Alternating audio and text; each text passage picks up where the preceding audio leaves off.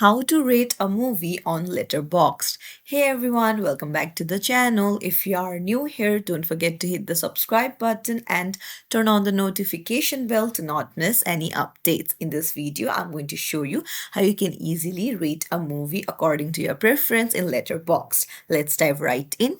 Open up any browser and then head over to the letterboxd.com. And now you can search for the movie that you want to rate. Just choose the movie of your choice, and then you can see the rate option with 5 stars on the right hand side. Now just tap on the stars that you want to rate. You can see it blue in color. Just tap on it, and once it turns green, that means you have rated the movie.